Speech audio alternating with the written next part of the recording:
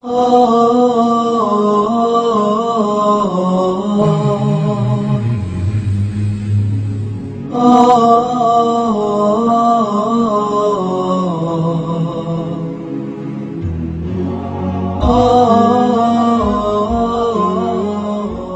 Muhammad Sallallahu Alaihi Wasallam beserta para keluarganya dan para sahabatnya dan juga para pengikutnya dengan baik hingga di akhir kelak. Pendengar, pemirsa Kaismaya JTV yang dirahmati Allah, pada sore hari ini kajian Islam Malang Raya kembali akan diasuh oleh Al-Ustadz Abu Hamzah Agus Hasan Basri LCM AG Hafizahullah Ta'ala. Beliau adalah Ketua Yayasan Bina Al-Mujtama atau Bina Masyarakat, yaitu beliau juga pengasuh dari Pesantren Tinggi Al-Aimah. Juga beliau adalah pimpinan redaksi majalah majalah keluarga. Beliau juga penulis buku-buku Islam, dan yang terbaru, yang masih baru di minggu-minggu ini adalah buku beliau yang berjudul Menuntun Syiah ke Jalan yang Benar. Dan juga beliau adalah komisaris Radio 102,5 FM Radio Ahlussunnah wal Jamaah. Dan pada tema sore kali ini kita masih di seputar sholawat, dan kita sapa terlebih dahulu pemateri kita hari ini. Assalamualaikum Ustaz. Waalaikumsalam warahmatullahi wabarakatuh. Bagaimana kabarnya Ustaz pada sore hari ini? Alhamdulillah. Nampak sedikit hujan. Alhamdulillah bikhair, sehat walafiat. Iya. Ya Ustaz, tema kali ini adalah bersolawat kepada sahabat Ustaz. Iya. Iya. Betul. Baik, pemirsa, mungkin di antara pemirsa di rumah ingin tahu kok bersolawat kepada sahabat. Nanti akan kita kupas lebih dalam, dan juga saya mengundang para pemirsa yang ingin berinteraksi, bertanya langsung kepada beliau. Anda bisa melayangkan melalui SMS, yaitu di nomor 0856 4647 6466. Sekali lagi di 0856 4647 6466, atau Anda bisa langsung bertelepon kepada kami di 400 107 di segmen kedua nanti. Baik Ustaz, kita mulai aja Ustaz. Ya. Monggo Ustaz. Assalamualaikum warahmatullahi wabarakatuh. Waalaikumsalam warahmatullahi wabarakatuh. Bismillahirrahmanirrahim. Alhamdulillahi rabbil alamin. Asyhadu an la ilaha illallah wahdahu la syarika lah, wa asyhadu anna nabiyyana Muhammadan abduhu wa rasuluh. Allahumma salli wa sallim wa barik ala nabiyyina wa habibina wa qudwatina Muhammad wa ala alihi wa azwajihi wa dhurriyyatihi wa sahabatihi wa man sara ala nahjihi ila yaumiddin. Para pemirsa Kaismaya JTV Malang Raya yang kami cintai, yang kami hormati, dan seluruh pecinta Ahlul Bait dan sahabat, pecinta Nabi Sallallahu Alaihi Wasallam, keluarganya dan murid-muridnya yang kami hormati, kami cintai. Alhamdulillah, mari kita bersyukur kehadirat Allah Subhanahu Wa Taala atas kesempatan yang berharga ini, di mana kita bertemu kembali di dalam serial salawat kepada Nabi Sallallahu Alaihi Wasallam, yang kali ini akan membahas tentang salawat kepada sahabat Rasulullah Sallallahu Alaihi Wasallam. Saya perlu mengingatkan di mukadimah ini kepada para pemirsa sekalian bahwa pada edisi yang lalu sudah kita terangkan makna salawat. Kalau Allah bersalawat itu apa maknanya, malaikat bersalawat apa maknanya, kaum mukminin bersalawat apa maknanya. Kemudian bersalawat kepada siapa sudah kita terangkan, kepada Rasulullah Sallallahu Alaihi Wasallam. Kemudian kepada ahlihi, yaitu ahlul bait Nabi Sallallahu Alaihi Wasallam. Dan sudah kita terangkan, ahlul bait Nabi Sallallahu Alaihi Wasallam adalah meliputi azwajihi, para istri Nabi, wa dzurriyyatihi, para keturunan Nabi, dan ditambah lagi dengan kaum mukminin dari Bani Hashim dan kaum mukminin dari Bani Al-Muttalib. Nah, kemudian sudah kita terangkan pula pada pertemuan yang lalu, kita tegaskan bagaimana istri-istri Nabi Sallallahu Alaihi Wasallam adalah orang yang masuk pertama kali ke dalam istilah Ahlul Bait. Bahkan sudah kita sebutkan tentang ayat tathir. Ayat tathir, ayat Allah berkeinginan mensucikan diri dan jiwa keluarga Nabi Sallallahu Alaihi Wasallam, yaitu pada ayat nomor 30 sampai 34 surat Al-Ahzab. Jadi ayatut tathir bukan hanya potongan ayat, tapi rangkaian ayat semua itu namanya ayatut tathir. Kalau dipotong itu bukan ahlussunnah, karena harus difahami Al-Quran secara utuh, tidak boleh mengikuti hawa nafsunya. Nah, kemudian sudah kita terangkan pula bahwasanya an-nabiyyu aula bil mu'minina min anfusihim wa azwajuhu ummahatuhum. bahwa para istri Nabi adalah ibu kaum mukminin. Siapa yang tidak mengakui ibunya adalah para istri Nabi, berarti dia bukan dari golongan al-mu'minin. Karena para istri Nabi adalah ummahatu al-mu'minin, ibu dari kaum mukminin. Para pecinta Ahlul Bait dan sahabat radhiyallahu anhu yang kami cintai, rahimakumullah jami'ah. Sekarang kita fokus membahas bersolawat kepada sahabat. Itu artinya setelah kita bersolawat Allahumma sholli ala Muhammad wa ali Muhammad azwajihi wa dzurriyyatihi, kita tambahi wa sahbihi. Ya Allah, berikan salawatmu kepada Nabi Muhammad, keluarganya yaitu istri-istrinya, anak-anaknya, keturunannya yang mukmin, dan keluarga Bani Hashim yang mukmin, serta Bani Al-Muttalib, ya, Al-Muttalibi, Hashimi dan juga Al-Muttalibi. Itu yang mukmin semua, karena sudah kita bahas yang tidak mukmin bukan keluarganya. Yang tidak mukmin bukan keluarganya. Nah, kemudian setelah itu dan juga kepada para sahabatnya. Kita ingin bertanya, asal usul kok ada wasahbihi? Itu asalnya dari mana? Ini penting. Para pemirsa yang kami cintai, semoga dimuliakan oleh Allah Subhanahu wa taala. Itu asal muasalnya adalah dari kata-kata wa alihi. Allahumma sholli ala Muhammad wa alih. Allahumma sholli ala Muhammad wa ali Muhammad. Nah, ali Muhammad.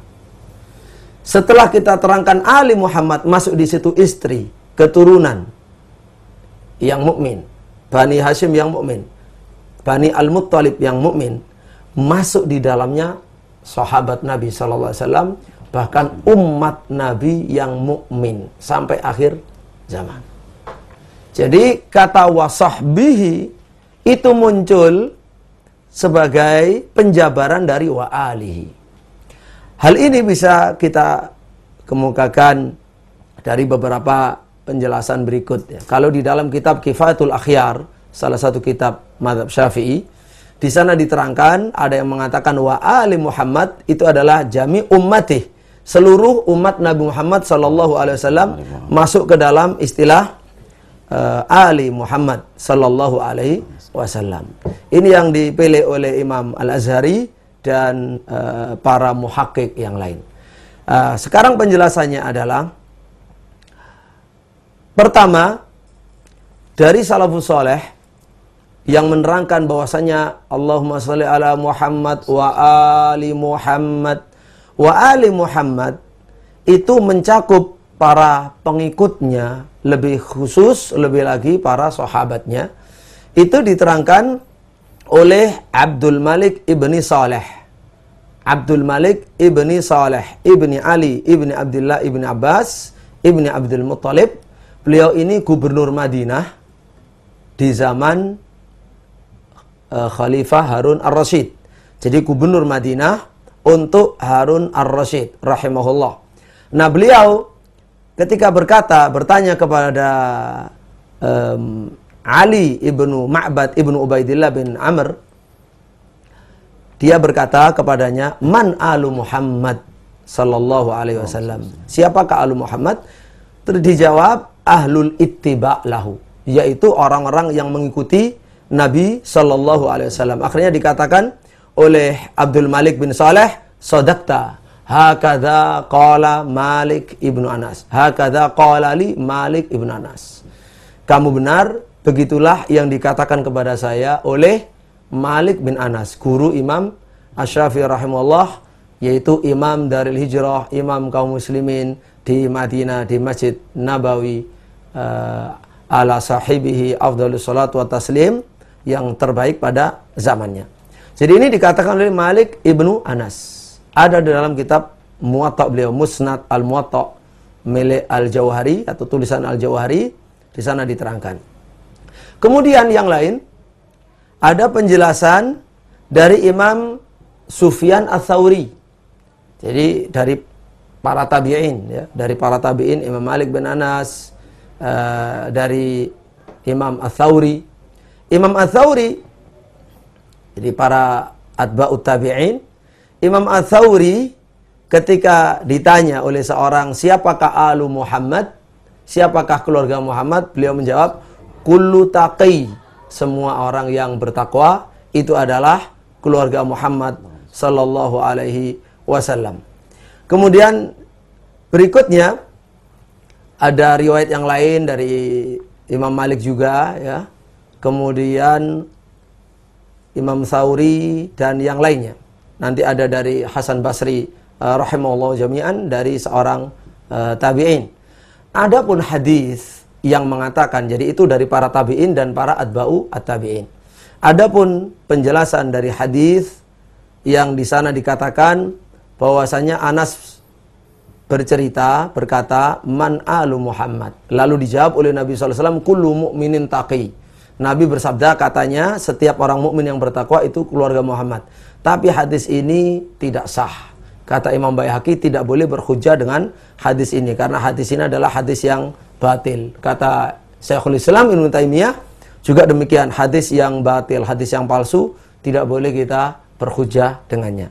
Tapi kita kembalikan bahwasanya penafsiran wa ali Muhammad termasuk juga para sahabat Nabi, dari para tabi'in dan para atba'u at-tabi'in.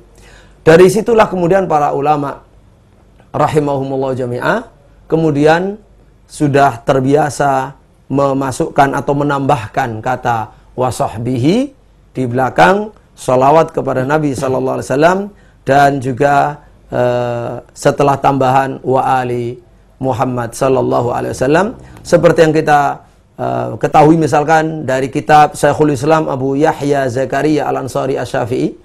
Beliau di dalam kitabnya Fathul Alam bi Syarah Al-I'lam mengatakan demikian. Kemudian Asy-Syafi'i As-Shaghir, Imam Syamsuddin Ar-Ramli juga mengatakan demikian dalam Ghayatul Bayan Syarah Zubat Ibnu Ruslan juga mengatakan demikian ya.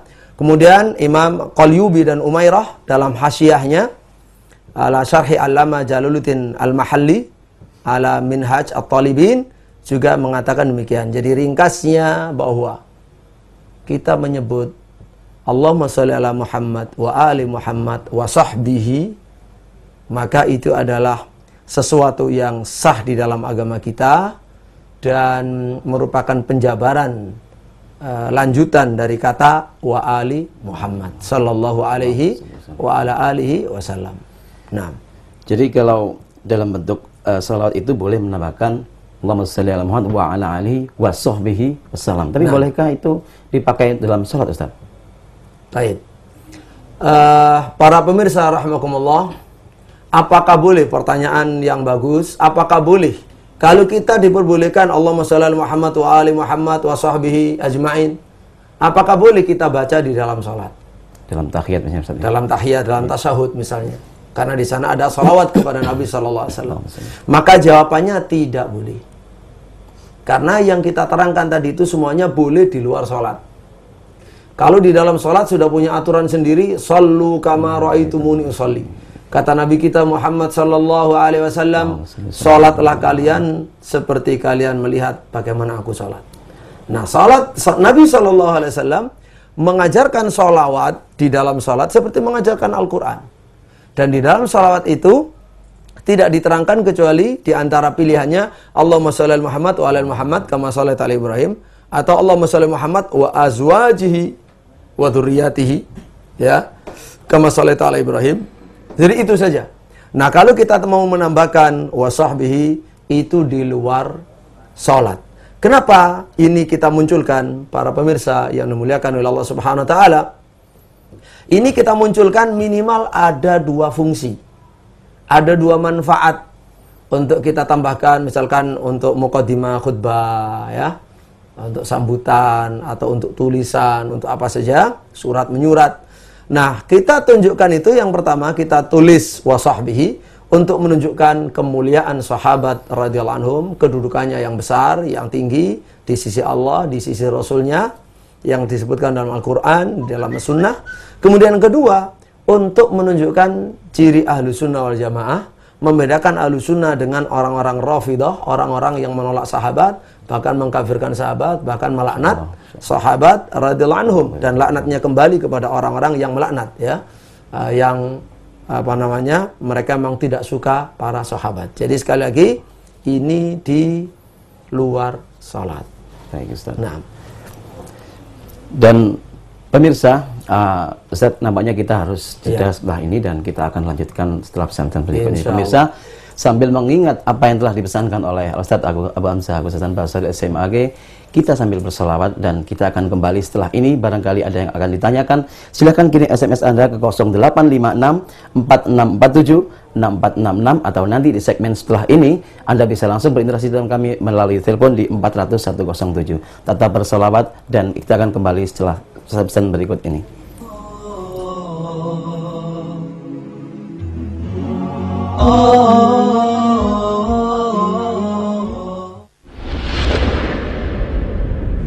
Yayasan Binaul Mujtama atau Yayasan Bina Masyarakat,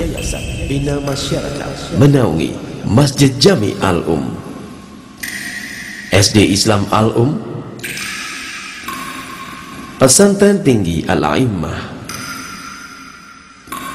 Perpustakaan Al-Ghamidi, Majalah Al-Um, majalah keluarga, dan Radio Al-Um 102,5 FM, Radio Ahlus Sunnah wal Jamaah, Radio Ahlus Sunnah wal Jamaah. Kunjungi website kami di www.binamasyarakat.com.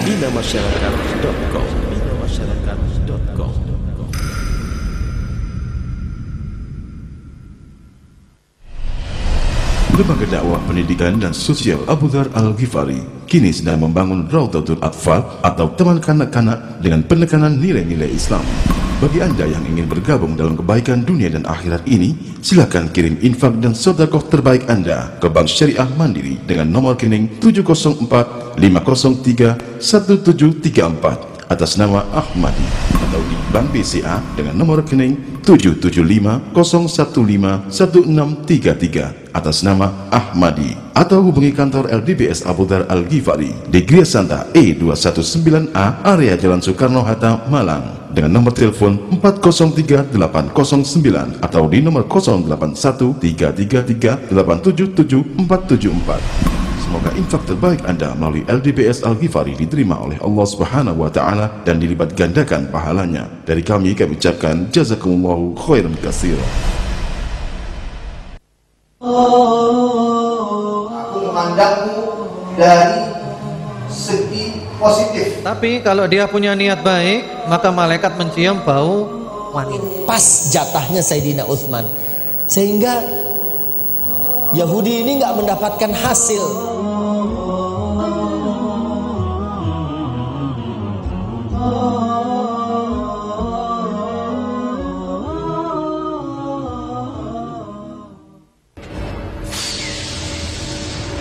Buat Anda keluarga muslim yang ingin menyisihkan harta terbaik Anda bisa langsung transfer di Bank Muamalat Cabang Malang, nomor rekening 0145 978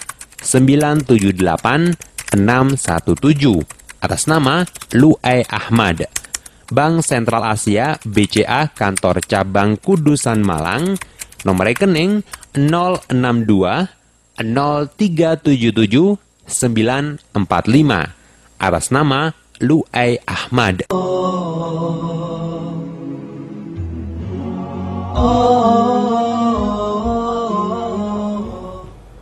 Assalamualaikum warahmatullahi wabarakatuh. Kembali lagi di Kaismaya JTV.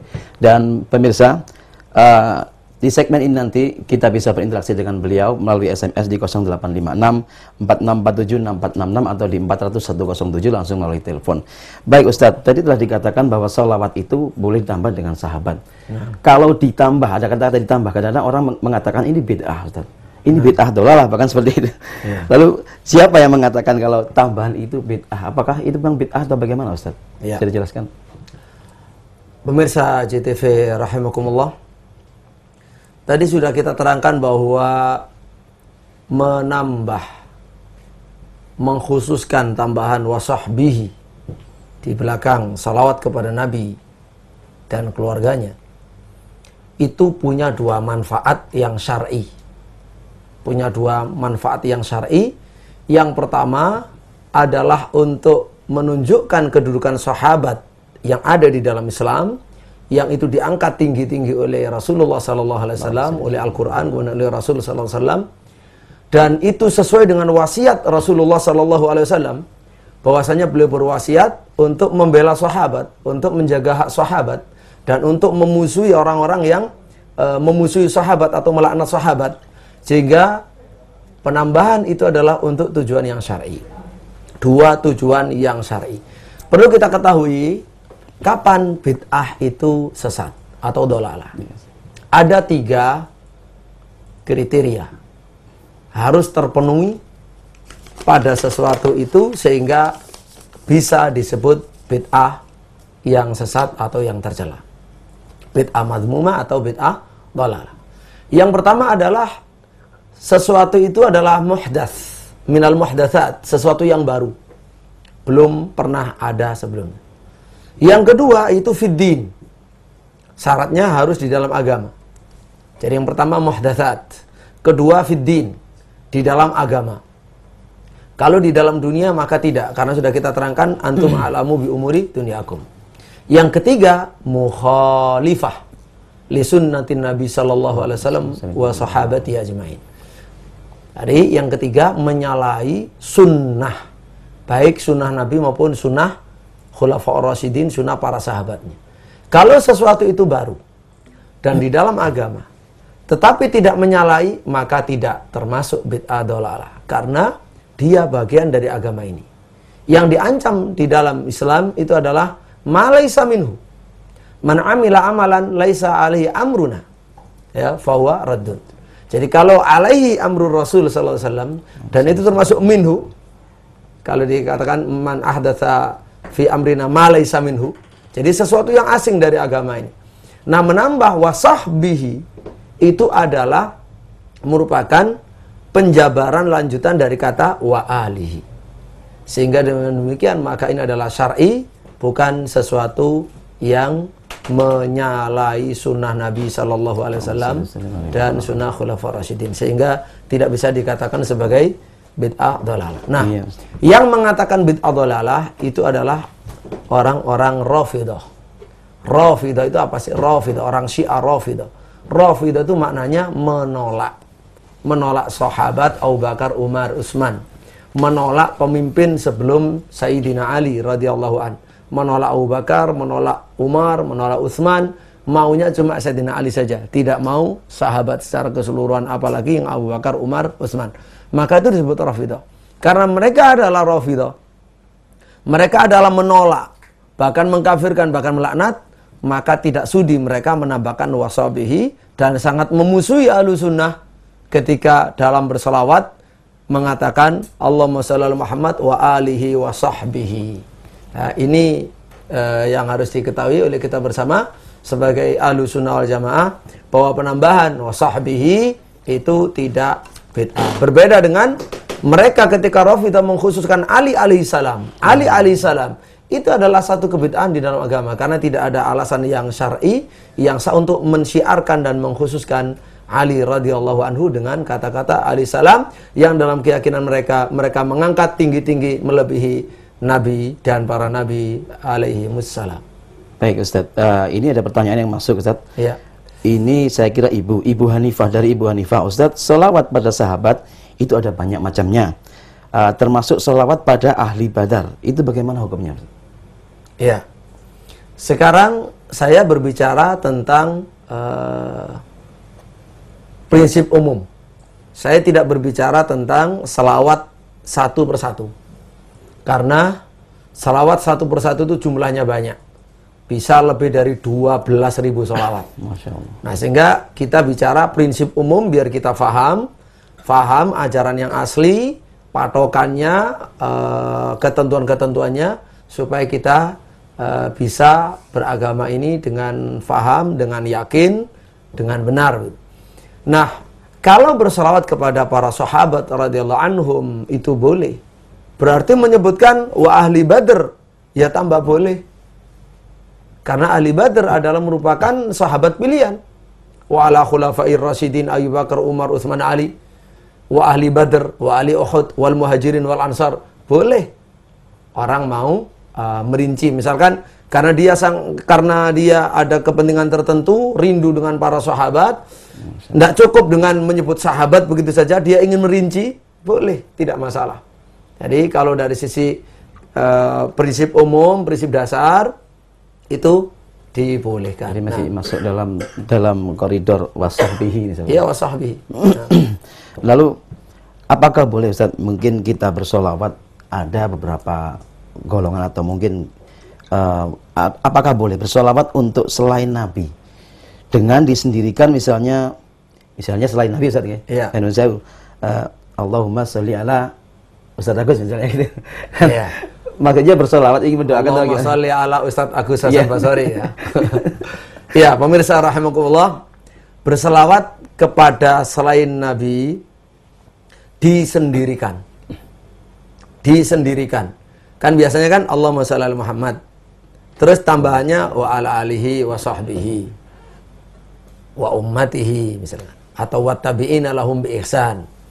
Tapi sekarang enggak, kita khususkan Allahumma sholli ala fulan, Allahumma sholli ala fulan, ala Sayyid Ramadan misalkan ya. Ini boleh dan tidak boleh. Artinya sesuai dengan kondisi. Kalau dilaksanakan sekali, dua kali atau sesekali, maka itu boleh. Sebagaimana Nabi SAW ketika ada sahabat yang datang kepada beliau, kemudian menyampaikan sedekah kepada beliau, kemudian beliau membacakan salawat kepada orang itu, Allahumma sholli ala fulan, Allahumma sholli ala Ali ibni Abi Aufa. Jadi Allahumma sholli ala fulan. Apalagi kan kita sudah tahu kata salat itu kan doa. Nah, berdoa agar Allah memujinya, agar Allah mengampuninya, merahmatinya. Kalau itu sesekali seperti Nabi SAW melakukan kepada orang yang menyerahkan sedekahnya, maka itu boleh. Tapi kalau dijadikan syiar, tidak boleh. Dan dijadikan terus-menerus, tidak boleh. Karena yang dibolehkan kayak sahabat tadi itu saja, itu syaratnya harus tabaan, bukan istiqlalan. Jadi syaratnya harus mengikut sebagai tambahan saja. Bukan sebagai yang berdiri sendiri ya. Bukan berdiri sendiri. Itu yang perlu kita ketahui. Jadi Allahumma sholli ala fulan selain Nabi kalau berdiri sendiri, kalau sesekali sesuai dengan kebutuhannya, bukan syiar, bukan sering, maka tidak apa-apa. Untuk mendoakan Ustaz ya. Iya, mendoakan sekali. Dalam dasar tadi yang Ustaz sebutkan tadi dalam hadis tadi, bukankah itu hanya khusus untuk Nabi saja yang mengucapkan itu Ustaz? Kemudian artinya apakah bersolawat itu untuk selain Nabi itu hanya boleh dilakukan hanya untuk Nabi saja? Kalau di hadis yang antum sebutkan tadi. Iya. Memang yang melakukan di dalam hadis tadi adalah Nabi SAW. Allahumma sholli ala Ali ibn Abi Aufa. Allahumma sholli ala fulan. Kemudian di dalam Al-Quran Allah Subhanahu Wa Taala berfirman, khudh min amwalihim sadaqatan tutahhiruhum wa tuzakkihim biha wa sholli alaihim inna salataka sakanun lahum. Dalam surat At-Taubah ayat 103. Ambillah Muhammad dari harta mereka zakat. Zakat mal. Dengan zakat itu kamu mensucikan mereka dan membersihkan mereka. Dan berselawatlah Muhammad kepada mereka orang-orang yang berzakat, ya. Karena salawatmu untuk mereka adalah satu ketenangan bagi mereka. Oleh karena itulah dalam prakteknya tadi ketika ada sahabat yang datang kepada beliau, maka beliau kemudian mendoakan Allahumma sholli ala fulan, Allahumma sholli ala ali fulan. Nah, apakah ini tidak khusus untuk Nabi SAW? Mengatakan khusus perlu dalil. Karena sebenarnya apa yang Nabi adalah panutan kita. Nabi adalah panutan kita. Apa yang boleh bagi Nabi SAW boleh bagi kita dan syariat bagi kita sampai ada bukti kalau itu khusus untuk Nabi SAW dan tidak boleh untuk yang lain. Maka atas dasar itu tidak masalah kita kemudian berdoa khususnya ketika orang bayar zakat atau menyerahkan sedekah Allahumma sholli ala fulan. Dan itu bukan syiar. Sekali lagi bukan syiar. Nah. Baik. Ustaz, kita terima telepon dulu. Halo, assalamualaikum. Waalaikumsalam warahmatullahi wabarakatuh. Iya, dari mana Bapak? Dari Pak Zaini Turen. Pak Zaini Turen, iya. Ya. Monggo, ya. Pak Zaini. Lebih keras lagi Pak Zaini. Menanyakan masalah sholawat. Tadi Ustadz menerangkan bahwa lebih dari ribuan sholawat. Iya. Dan yang paling tepat untuk kita baca itu sholawat yang mana? Satu itu. Untuk yang kedua, kami dulu waktu masih di madrasah, itu apabila mendengar surat Abin pada sholat, akhirnya pada akhir itu kita harus disuruh baca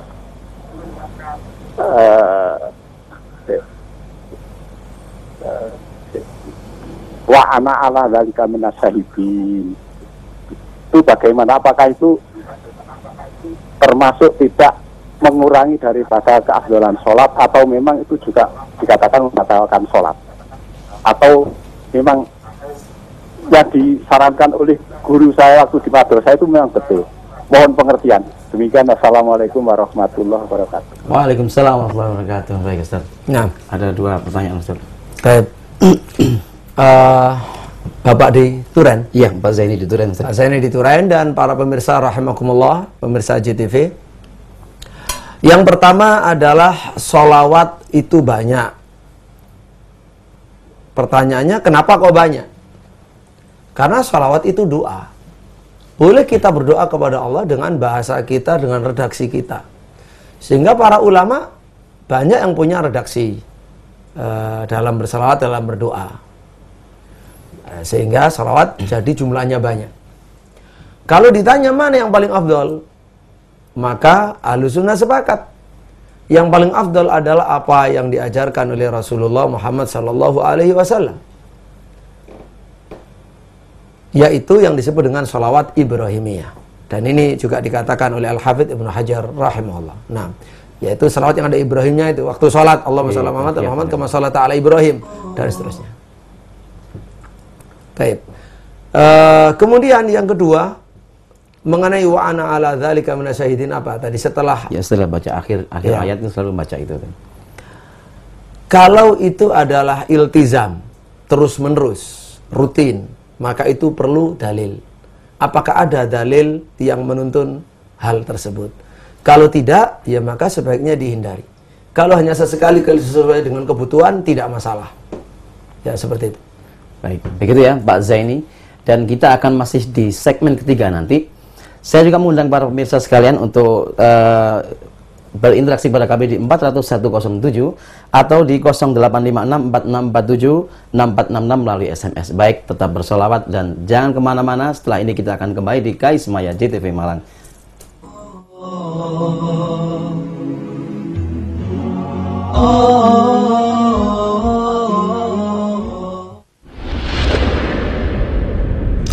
Yayasan Binaul Mujtama atau Yayasan Bina Masyarakat, menaungi Masjid Jami Al-Um, SD Islam Al-Um, Pesantren Tinggi Al-A'immah, Perpustakaan Al-Ghamidi, Majalah Al-Um, Majalah Keluarga, dan Radio Al-Um 102,5 FM, Radio Ahlussunnah wal Jamaah, Radio Ahlussunnah wal Jamaah. Kunjungi website kami di www.binamasyarakat.com.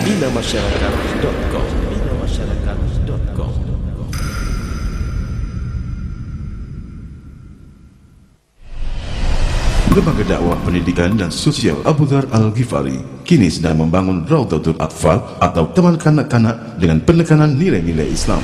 Bagi Anda yang ingin bergabung dalam kebaikan dunia dan akhirat ini, silakan kirim infak dan sedekah terbaik Anda ke Bank Syariah Mandiri dengan nomor rekening 704-503-1734 atas nama Ahmadi, atau di Bank BCA dengan nomor rekening 775-015-1633 atas nama Ahmadi, atau hubungi kantor LDBS Abu Dzar Al-Ghifari di Gria Santa E219A area Jalan Soekarno-Hatta, Malang dengan nomor telepon 403809 atau di nomor 081333877474. Semoga infak terbaik Anda melalui LDBS Al-Ghifari diterima oleh Allah Subhanahu wa taala dan dilipat gandakan pahalanya. Dari kami ucapkan jazakumullahu khairan katsiran.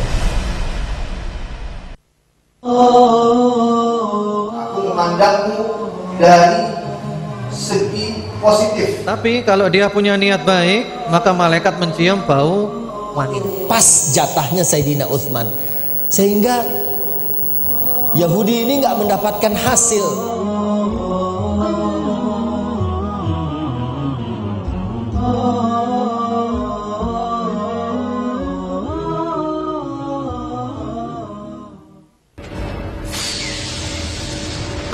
Buat Anda keluarga muslim yang ingin menyisihkan harta terbaik Anda bisa langsung transfer di Bank Muamalat Cabang Malang, nomor rekening 0145 978 617 atas nama Lu'ai Ahmad.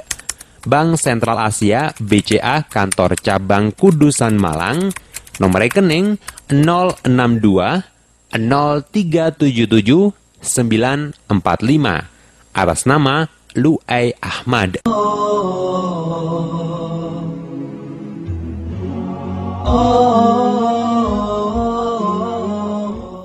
Ya, kembali di Kais Maya JTV.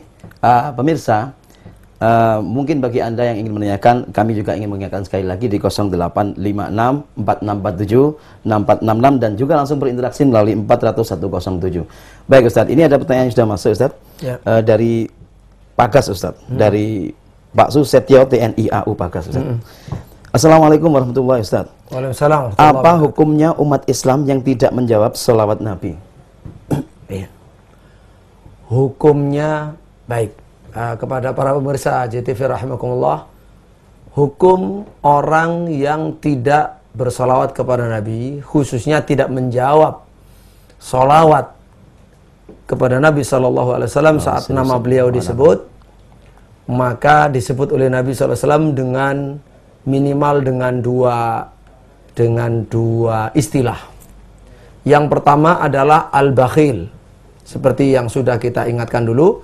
Al-bakhil, kalau orang itu bakhil itu tercela, orang pelit dengan hartanya itu tercela, maka yang lebih tercela lagi adalah al-bakhil yang tidak mau bersalawat kepada Nabi SAW. Jadi akhlak yang sangat buruk sekali. Kemudian yang kedua, Nabi bersabda, raghima anfum ri'in dzukirtu indahu wa lam yusalli alayya. Raghima anfum ri'in, hidung seseorang nyungsep. Itu dimaknai kalau ngaji dulu growong apa irunge wong. Jadi ini raghima anfu. Jadi hidungnya ini nyungsep di tanah ya sampai luka, sampai ya pokoknya itu menunjukkan kehinaan. Orang yang jadi artinya sangat hina, sungguh hina orang yang namaku disebut di sisinya kemudian tidak berselawat kepada aku. Kemudian dijawab oleh malaikat Jibril, amin. Amin. Diamini oleh malaikat Jibril alaihissalam. Oleh karena itulah, jangan sekali-kali kita tidak bersalawat saat mendengar nama Nabi kita Muhammad sallallahu alaihi wasallam disebut. Nah, baik Ustaz, kita terima telepon dulu. Assalamualaikum. Halo, assalamualaikum. Salam. Ya, dari mana Bapak? Iya, Pak Abdullah di Sengkaling, Bapak. Pak Abdullah di Sengkaling, iya. Silakan Pak Abdullah. Ya, terima kasih. Sebelumnya, Assalamualaikum Pak Ustaz. Waalaikumsalam warahmatullahi wabarakatuh. Iya, mohon penjelasan Pak Ustaz. Bila mana sebelumnya kami mohon maaf. Dan juga terima kasih pada kesempatan kali ini diberi kesempatan untuk bertanya. Beliau kata dalam salawat menyelipkan kalimat Sayyidina atau ya Sayyidi, bahwasanya kami, sepaham kami adalah penyebutan tersebut adalah suatu penghormatan keharibaan beliau Rasulullah sesuai dengan yaitu tempatnya selaku pemimpin umat. Itu yang kami lakukan. Akhirnya kami dalam bersolawat kami tambahkan kalimat Sayyidina. Ini mohon penjelasan dari Pak Ustadz perihal hal tersebut, kurang lebihnya, dan terima kasih. Assalamualaikum. Waalaikumsalam. Waalaikumsalam warahmatullahi wabarakatuh. Ya, Ustaz. Baik, langsung ya. Iya, begitu. Pak Abdullah dan para pemirsa JTV rahimakumullah. Nabi kita adalah sayyid. Nabi kita bersabda, ana sayyidu waladi Adam wala fakhr. Bahkan akhirnya ana awwalu syafi'in musyaffa'in. Saya adalah sayyidnya, penghulu manusia di hari kiamat nanti, dan tidak ada yang perlu disombongkan. Terus akhir, saya adalah orang pertama kali yang minta syafaat dan yang pertama kali dikabulkan syafaatnya oleh Allah Subhanahu wa taala. Jadi beliau adalah sayyid, sayyiduna, betul, sayyidun nas, betul. Tetapi kapan kita pakai di luar ibadah yang sudah paket dari Nabi sallallahu alaihi wasallam yang tidak boleh kita tambah. Misal adzan. Di saat adzan kita asyhadu anna Muhammadar Rasulullah. Jangan ditambah asyhadu anna sayyidana Muhammadan Rasulullah. Ya, jadi kenapa? Ya karena begitu Nabi mengajari adzan. Ibadah khusus. Dalam tasahud di dalam salat sebaiknya kita mengikuti dan iltizam dengan kaidah sallu kama raaitumuni usolli, yaitu kita tidak menambah sayyidina. Untuk di luar itu bebas. Jadi kita bebas menambahkan sesuai dengan dalil-dalil yang ada. Memang beliau adalah sayyid kita, gitu ya. Itu jawabannya. Jadi boleh menambahkan sayyid di luar sholat, Ustaz. Intinya seperti itu, Ustaz. Iya. Sayyidina. Iya. Iya boleh di luar sholat. Nah. Ya. Baik, Ustaz. Kalau tadi disebutkan jika sholat itu boleh dari redaksi-redaksi para ulama juga yang tidak maksur selain dari Nabi, itu bagaimana, Ustaz? Atau yang tidak boleh, bagaimana contohnya gitu, Mas? Baik, berselawat kepada Nabi Shallallahu Alaihi Wasallam dengan selain yang maksur itu maksudnya diriwayatkan dari Nabi Shallallahu Alaihi Wasallam dan dari para sahabat. Apakah itu boleh? Selain salawat dari Nabi, ada salawat dari sahabat, ada dari Ibnu Mas'ud radhiyallahu anhu, dan masing-masing ulama mengungkapkan dengan bahasa sendiri. Imam Syafi'i dalam kitab Ar-Risalah tidak menulis fasallallahu ala nabiyina kullama dzakarahu dzakirun wa ghafala an dzikrihil ghafilun. Boleh, tidak masalah, karena tadi kita katakan sebagai doa. Nah, yang tidak boleh yang bagaimana? Ini penting sekali, sebagai prinsip-prinsip dasar harus kita pahami bersama. Yang tidak boleh adalah yang pertama, kalau isinya bersifat ghulu. Ghulu itu dalam bahasa Arab, ghulu maknanya melampaui batas. Memuji Rasul sampai di atas yang sebenarnya, di atas kedudukan yang ada pada diri beliau sallallahu alaihi wasallam, sampai syirik. Ya, misalkan begitu cintanya sampai mengunggulkan Nabi di luar batasnya. Ini berdasarkan sabda Nabi sallallahu alaihi wasallam, la tutruni kama atrat an-nasara Isa ibn Maryam. Janganlah kalian melampaui batas dalam memuji aku seperti orang Nasrani memuji Nabi Isa. Begitu cintanya sampai dipuji, lebih sampai bukan hanya Isa Abdullah wa Rasuluh, tapi Ibnullah, tapi Allah, dan seterusnya. Itu adalah dilarang karena sifatnya ghulu. Dan ada hadis lagi, kalau tadi adalah Sahih Bukhari, ada satu hadis lagi yang perlu saya sampaikan di sini.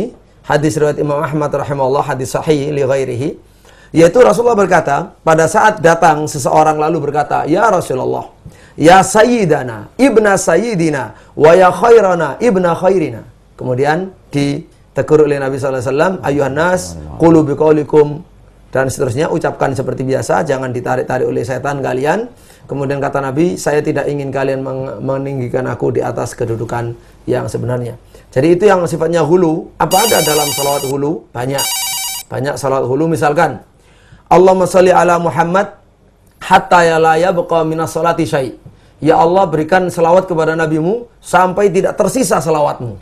Ini selawat Allah habis misalkan. Ini kan hulu dan melampaui batas. Kemudian yang kedua, ketentuannya adalah salawat tadi itu bersifat untuk pribadi, bukan bersifat tasyri'am. Kalau kita membuat ajaran baru dan kelompok baru dengan salawat itu, maka kita masuk ke dalam hadis Nabi SAW, man amila amalan laisa alai amruna fahuwa raddun.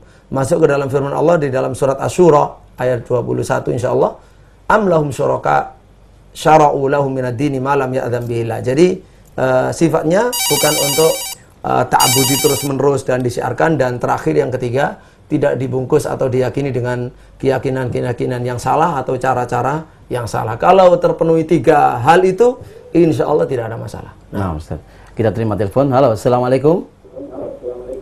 Waalaikumsalam. Iya, dari mana Bapak? Dari Basori. Bapak? Basori. Basori? Nggih. Dari Basori, Turen. Di Turen, Masya Allah, jauh sekali. Monggo silakan Pak Basori. Ya, tanya ini sama Ustadz. Berarti Ustadz ya, sholawat yang khusus untuk dipakai beribadah seperti sholat, dan sholawat yang dipakai di luar sholat itu ada perbedaan lagi. Iya.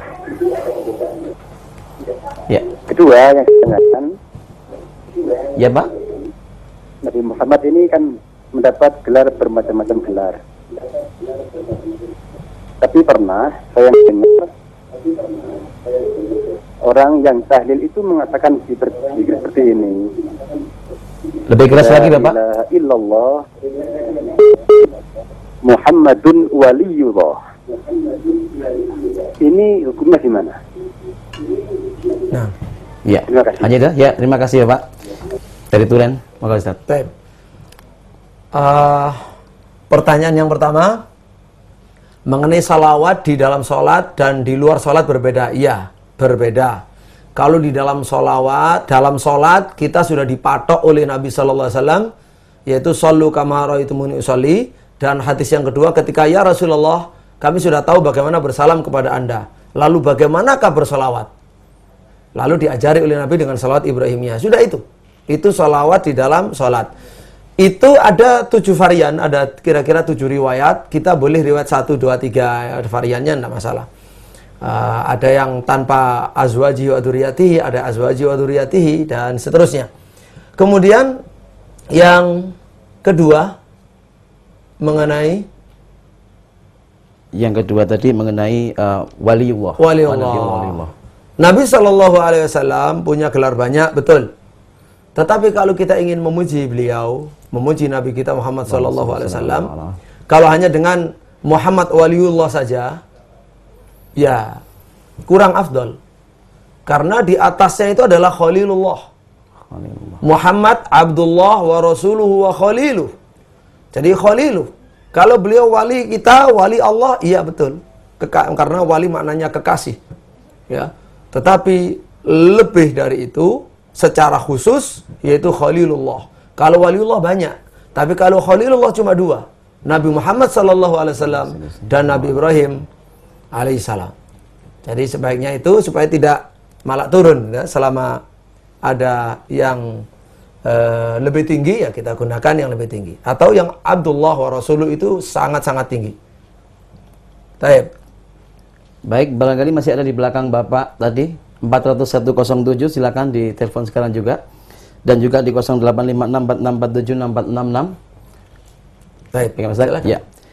Ini ada pertanyaan yang masuk Ustaz. Assalamualaikum Ustaz, bagaimana sikap kita terhadap orang yang suka membid'ah-bid'ahkan saudara-saudara kita yang bersolawat, baik berjamaah maupun sendiri-sendiri, padahal dia juga belum tentu benar dan tidak bisa menjelaskan alasan membid'ah-bid'ahkan itu. Dari Ibnu Utomo Malang, Ustaz. Baik, terima kasih. Pertanyaan yang sangat bagus dari Bapak Ibnu Utomo. Melalui forum ini, ya, menjawab pertanyaan Bapak, saya berwasiat kepada diri saya, kepada penanya, kepada seluruh pemirsa, marilah kita senantiasa menjadi orang yang positif, ijabiyin, yaitu dalam bahasa Arab maknanya selalu positif. Ketika kita dikritik oleh orang, kita pun jangan langsung marah. Kita lihat, kalau benar dan salah, yang benar kita terima, yang salah kita tidak, kita tolak, kan seperti itu. Jadi begini, kalau kita ingin selalu positif, berbicara masalah sholawat ini ilmunya memang banyak. Berarti bisa saja memang ada hal-hal yang di situ mengandung bid'ah, kita tidak tahu. Tapi kalau kita dalami betul bid'ah. Ada juga mungkin sebagiannya ketika disebut bid'ah ternyata tidak bid'ah. Nah, kalau sekarang tadi saya sampaikan ada 3 kriteria. Bahwasanya salawat itu tidak masalah asal, satu tidak hulu. Yang kedua tidak bersifat tasyri'am, ini menyaingi Rasulullah SAW karena masalah tasyri' itu hak Allah dan Rasulnya. Kemudian yang ketiga adalah tidak dibumbui, tidak didasari oleh keyakinan-keyakinan salah atau fadilah-fadilah yang salah. Misal, ada orang punya salawat, orang ngarang salawat sendiri, ini saya punya salawat baru, saya bikin, saya semedi lama ini, saya puasa sekian lama, saya karang-karang bagus lah. Nah, salawat ini tidak boleh dibaca kecuali dalam keadaan wudhu, kecuali harus ngadep kiblat, kecuali harus sekian dan kegunaannya untuk ini dan ini. Siapa yang membaca sekali saja, fadilahnya sama dengan khatam Al-Quran 6.000 kali misalkan. Nah, ini kan kalau misalkan orang meyakini demikian, terus dibid'ahkan oleh orang, ya seharusnya didengar dan dipelajari. Apa yang memang betul dari kritikan, mari kita terima supaya kita terus meningkat. Dan ketika bersalawat kepada Nabi SAW, bebas dari kesalahan. Ya, jadi, nah kemudian itu kepada Bapak, kepada yang lain kita juga harapkan jangan mudah menyalahkan orang. Ya, kata mudah menyalahkan orang itu negatif. Tapi kalau kita mengajari orang dengan benar, dengan bijak, ya, membimbing dengan bijak, menunjukkan ini yang benar, ini yang sunnah, ini yang menyalahi sunnah, itu bagus. Jadi dakwahnya, ilmunya benar, tata caranya benar. Jadi begitu ya, masing-masing di antara kita ahlussunnah ini, sehingga dinamika ilmu itu bisa berjalan, tidak langsung sensitif dulu, ya. Bicara nyebut istilah bid'ah langsung sensitif, ya seperti itu. Kemudian ada kritik sensitif, tidak. Jadi kita masing-masing mencintai ahlussunnah wal jamaah, mencintai ilmu dan berdakwah dengan cara yang benar. Dan ya seperti itu, menjaga persatuan gitu. Ya, menjaga persatuan, dan mari kita bersatu di atas kebenaran yang melalui dinamika ilmu yang sehat. Nah, Ustaz. Ya, halo. Assalamualaikum. Waalaikumsalam. Ya, dari Bapak. Mana, Pak? Selamat sore. Iya, assalamualaikum. Bapak dari mana, Pak? Bahar Sengkaling. Oke, dari Bapak siapa? Mau tanya ini tentang sholawati bil qulub. Salat apa, Pak? Sholawati bil qulub itu hukumnya bagaimana? Karena kemarin pada saat saya ke Ustadz itu, saya kan ada penyakit itu disuruh membaca sholawati bil qulub itu setelah usai sholat. Terima kasih Ustadz. Maaf Bapak, lebih keras lagi? Sudah Ustadz, iya. Baik, terima kasih ya Pak. Di Gerah Sengkaling. Moga Ustadz. Iya. Kepada Bapak penanya dan seluruh pemirsa rahimakumullah, ya saya ulangi lagi bahwa yang paling penting di dalam kajian kita di forum ini adalah mengenali dhawabit, mengenali pelanggaran-pelanggaran, ketentuan-ketentuan, ya. Jadi ketentuannya itu yang kita dapatkan. Nanti selebihnya saya harapkan pengajian tidak berhenti di sini. Ada bertanya lewat telepon, datang ke rumah, lewat pengajian atau apa. Nah, sehingga ilmu kita bertambah terus. Jadi saya lebih fokus kepada masalah usul, dhawabit, daripada rincian selawat per selawat, ya. Jadi seperti itu. Pokoknya ingat, ya, tidak hulu, tidak menyalahi syar'i, ya, tidak tasyri'am, dan juga tidak mengandung fadilah-fadilah yang salah, keyakinan-keyakinan yang salah, maka itu yang harus dihindari. Kalau tidak mengandung 3 unsur itu atau salah satunya, ya aman, tidak ada masalah, selawat apapun. Nah, baik, kita di penghujung acara Ustaz, mungkin bisa disimpulkan dari kajian kita kali ini Ustaz. Iya. Para pemirsa rahimakumullah, alhamdulillah demikian untuk edisi kali ini, berselawat kepada Nabi SAW ditambah dengan selawat kepada Ahlul Bait, ditambah dengan sahabat, penambahan sahabat di belakangnya, bahkan ditambahkan berikutnya adalah wa man tabi'ahum bi ihsan ila yaumiddin, dan semua orang yang mengikuti beliau dengan baik itu tidak ada masalah, itu sudah sesuai dengan syar'i, sesuai dengan kaidah Ahlussunnah wal Jamaah, sesuai dengan dalil. Dan yang membid'ahkannya adalah justru orang-orang ahli bid'ah sendiri, yaitu orang-orang yang mengingkari dan melaknat sahabat radhiyallahu anhum dan laknat kembali kepada mereka. Baik, terima kasih banyak Ustadz atas penjelasannya. Tapi waktu kita hanya segini Ustadz ya. Tapi nanti akan kita lanjutkan di episode mendatang Ustaz. Insyaallah. Pemirsa KSMA TV, alhamdulillahirabbil alamin, telah kita ikuti bersama tentang sholawat, memperdalam dan terus memperdalam. Dan semoga apa yang telah disampaikan oleh Ustaz Abu Hamzah Agus Hasan dari LCMA hafizahullah taala, kita bisa mengambil manfaatnya. Dan juga saya terima kasih atas kebersamaannya, juga terutama kepada para pendukung acara ini, yaitu para pecinta amal jariyah. Terima kasih, jazakumullah khairan katsira.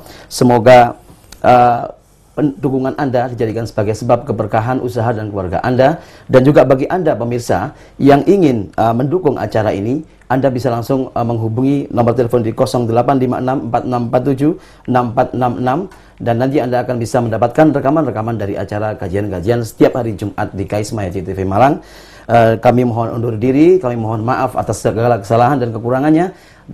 Dari JTV Malang dengan kru yang bertugas, saya mohon undur diri. Terima kasih atas kebersamaannya. Sekali lagi kita akhiri dengan doa kafaratul majelis. Subhanakallahumma rabbana bihamdika asyhadu an la ilaha illa anta astaghfiruka wa atubu ilaik. Wassalamualaikum warahmatullahi wabarakatuh. Wassalamualaikum warahmatullahi wabarakatuh.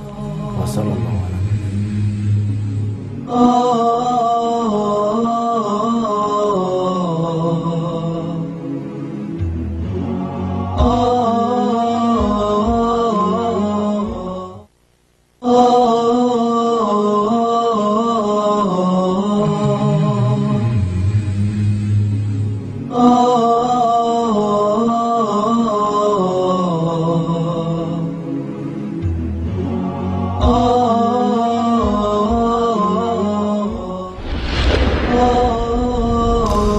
Yayasan Binaul Mujtama atau Yayasan Bina Masyarakat, menaungi Masjid Jami Al-Um, SD Islam Al-Um, Pesantren Tinggi Al-A'immah, Perpustakaan Al-Ghamidi, Majalah Al-Um, majalah keluarga, dan Radio Al-Um 102,5 FM, Radio Ahlussunnah wal Jamaah, Radio Ahlussunnah wal Jamaah. Kunjungi website kami di www.binamasyarakat.com.